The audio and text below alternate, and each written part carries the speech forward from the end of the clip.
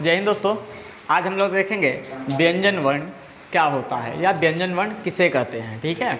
और व्यंजन वर्ण के भेद भी देखेंगे, ठीक है। तो व्यंजन वर्ण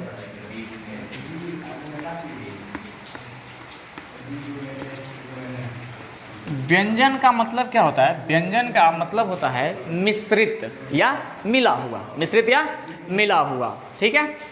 पिछले वीडियो में हम लोग स्वर वर्ण तथा उसके भेद देख चुके हैं और आज हम लोग देखेंगे व्यंजन वर्ण और व्यंजन वर्ण के भेद। चलिए देखेंगे हम लोग।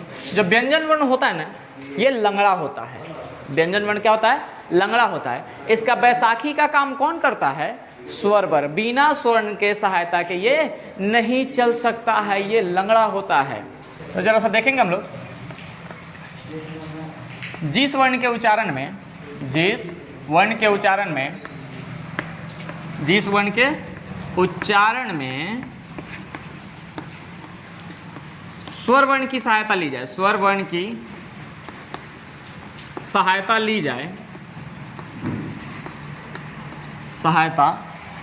जाए, उसे व्यंजन वर्ण कहते हैं। क्या कहते हैं? व्यंजन वर्ण कहते हैं।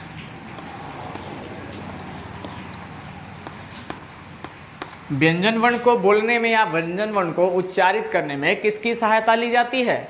स्वर वर्ण की। किसकी सहायता ली जाती है? स्वर वर्ण की। जैसे हम लोग देखेंगे क, ख, ग, द, बा, नी, हे आदि। ये जो भी है ये क्या है? व्यंजन वर्ण है। ये क्या है? व्यंजन वर्ण है। चलिए देखेंगे व्यंजन वर्ण है तो व्यंजन वर्ण है तो कहता है कि व्यंजन वर्ण में स्वर छुपा होता है। तो स्वर इसमें कहाँ दिख रहा है हमको? कहाँ कहीं दिख रहा है? दिख रहा है आपको? चलिए इसी को निकालते हैं, बाहर निकालते हैं। क जो है, क में क्या कोई मात्रा दिखाई दे रहा है आपको? दिखाई दे रहा है? नहीं। किस स्वर का मात्रा नहीं होता है? अ का मात्रा नहीं होता है। तो क किस चीज से बना है? आधा क आ प्लस अ।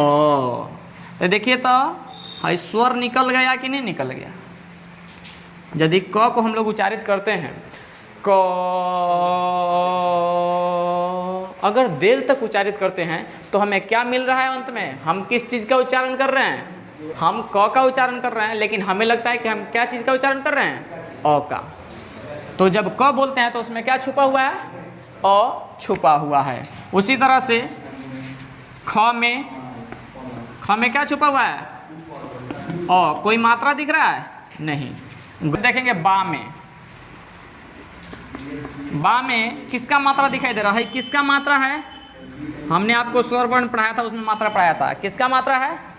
आकार का, यानी आकार है, ये आ का मात्रा है। अब व आ प्लस किसका मात्रा है? आ का। किसका मात्रा?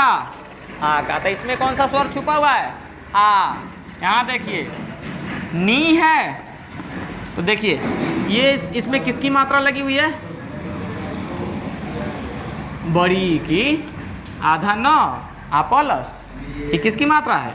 बड़ी की। बुझाया? ठीक। उसके बाद हे में देखिए क्या छुपा हुआ है? आधा ह प्लस, ये किसका मात्रा है? किसका है आप बताइए? हाँ, ए का। ठीक है। तो देखिए तो ये स्वर निकल गया कि नहीं निकल गया? निकल गया। यहाँ देखिए। चलिए जब निकल गया तो इसमें ये बच जा रहा है, ख में हलंत लगा हुआ है, और जिसमें हलंत लग जाता है उसको आधा पढ़ते हैं। हलंत किस में लगता है? केवल व्यंजनों में हलंत लग सकता है। व्यंजन ही केवल आधे रूप में लिखे जाते हैं, स्वर कभी आधे रूप में नहीं लिखे। और व्यंजन के बाद यदि स्वर आता है तो मात्रा के रूप में जुड़ता है।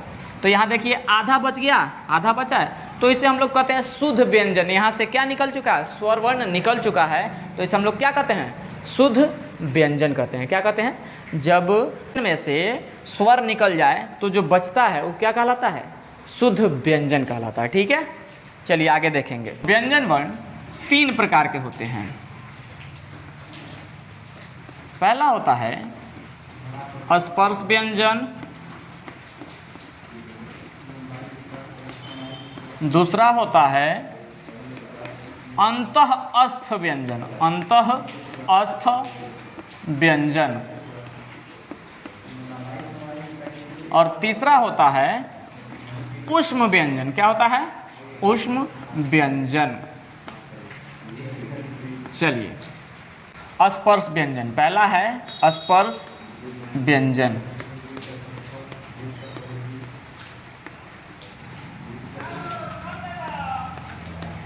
स्पर्श व्यंजन क्या होता है? जब हम बोलते हैं ना, तो जब प्राणवायु निकलती है तो क्या होता है, हमारे मुख के किसी न किसी हिस्सा को छूते हुए निकलती है, इसलिए क्या कहते हैं? इसे स्पर्श व्यंजन कहते हैं। तो लिखा जाए, क से लेकर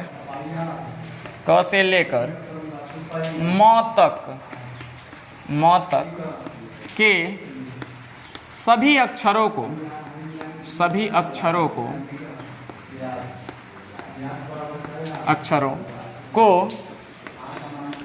स्पर्श व्यंजन कहते हैं। स्पर्श व्यंजन कहते हैं।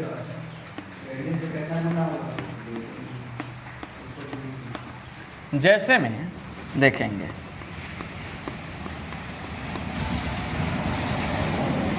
क, ख, ग, घ, अंग, च, छ, ज,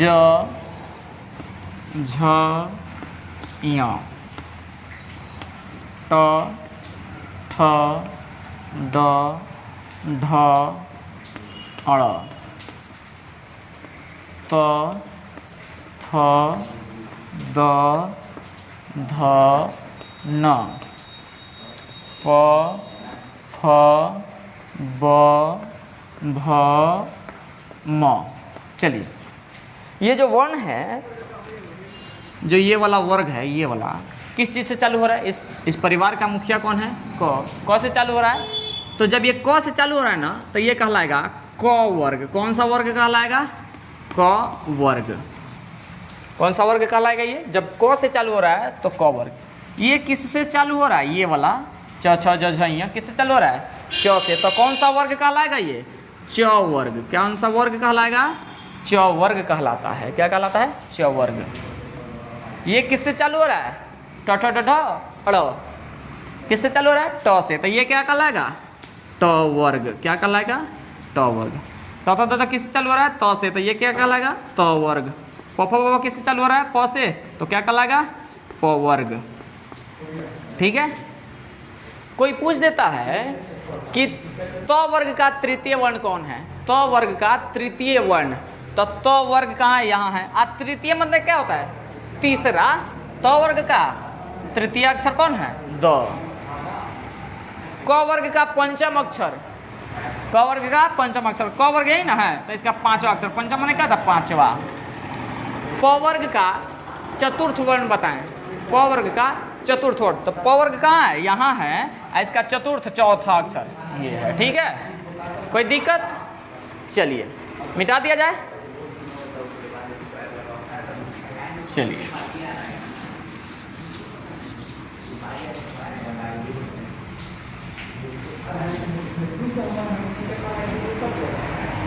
लिख लीजिएगा पॉइंट करके। स्पर्श व्यंजन को वर्गीय व्यंजन या स्पर्शी व्यंजन भी कहा जाता है।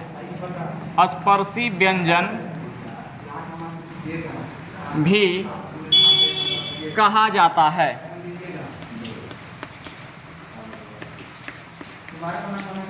स्पर्श व्यंजन को क्या कहा जाता है? या तो वर्गीय व्यंजन और नहीं तो स्पर्शी व्यंजन। स्पर्श करके निकलता है। वर्गीय व्यंजन क्यों?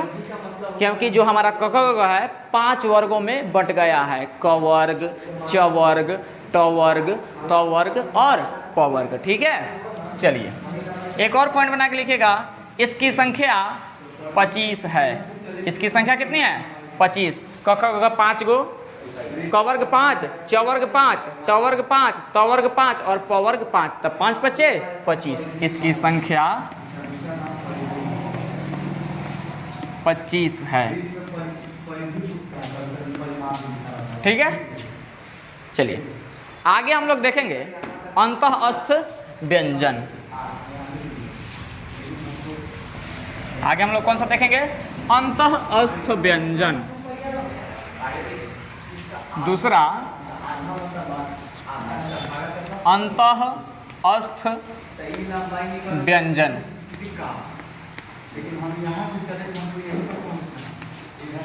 अंतःस्थ व्यंजन, चलिए देखिए, य, र, ल तथा व को अंतःस्थ व्यंजन कहते हैं।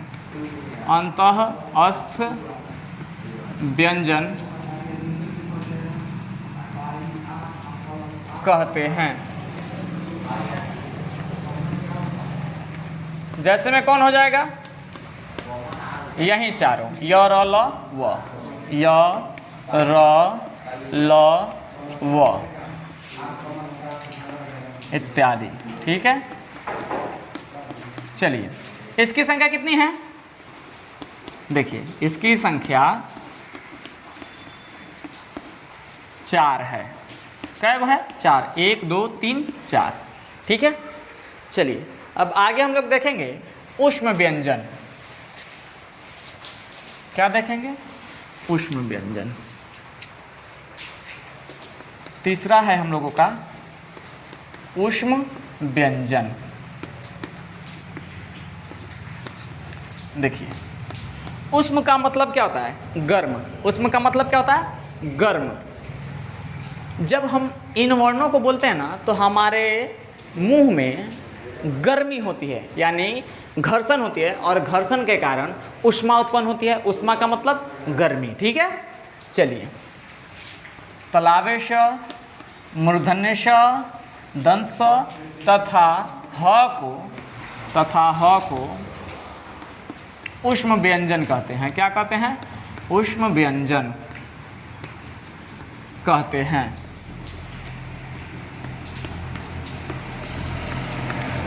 तलावेश, मूर्धन्यश, दंश तथा ह को ऊष्म व्यंजन कहते हैं। ठीक है, जैसे में क्या हो जाएगा? यही चारों। जैसे में क्या हो जाएगा? यही चारों, तलावेश, मूर्धन्यश, दंश, ह इत्यादि। इसकी संख्या कितनी है? कितनी है? 1 2 3 4। इसकी संख्या 4 है। किसकी संख्या 4 है?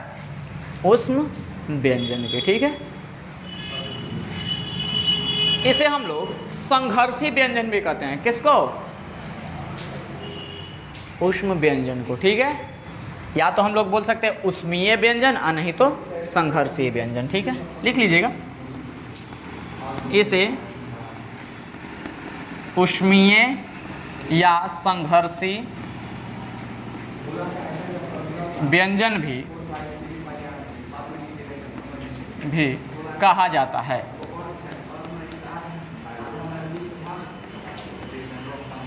ठीक है, जब हम बोलते हैं तो ये जो वर्ण है हमारे मुंह के अंदर क्या करती है? ऊष्मा उत्पन्न करती है। असंघर्षी क्यों? जब हम बोलते हैं तो हमारे मुंह के अंदर जो बोलने वाली तंत्रिकाएं हैं वो आपस में संघर्ष करती है, काफ़ी संघर्ष करती है इसको बोलने के लिए, मेहनत करती है, रगड़ती है एक दूसरे को, तब जाके ये वर्ण निकलता है, तब जाके ये क्या कहलाता है? संघर्षी व्यंजन कहलाता है। ठीक है, चलिए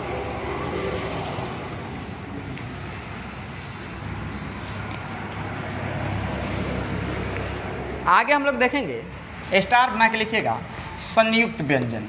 क्या है? संयुक्त व्यंजन।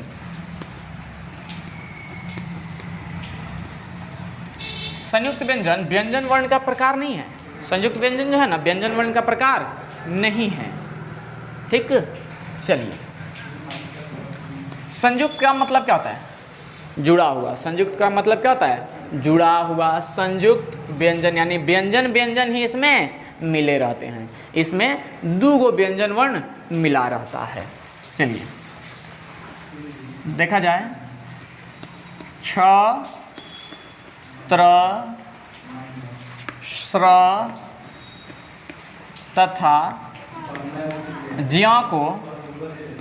ज्यों को संयुक्त व्यंजन कहते हैं। संयुक्त व्यंजन कहते हैं। चलिए, छ त्र श्र तथा ज्यों को क्या कहते हैं? संयुक्त व्यंजन। जैसे में क्या हो जाएगा?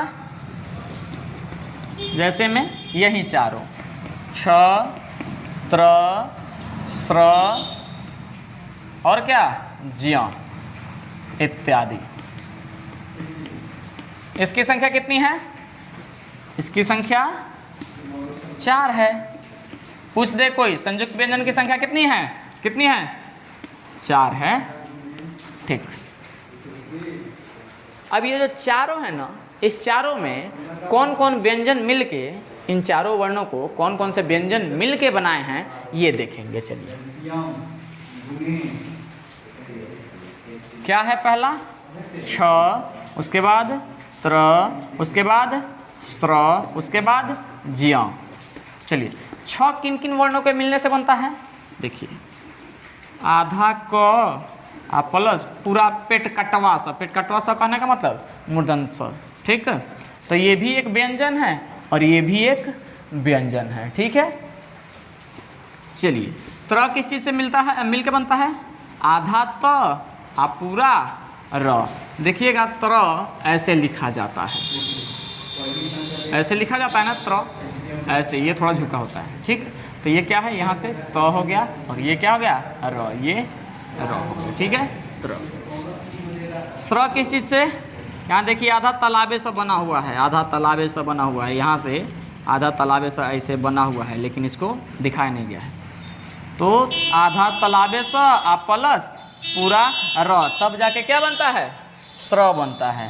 ज्यों कौन चीज़ से बनता है? आधा ज पूरा इयों।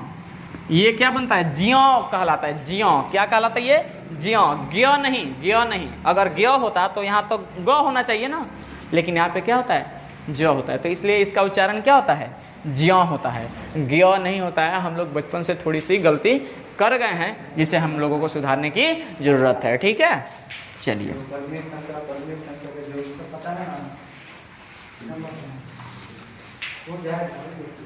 धन्यवाद।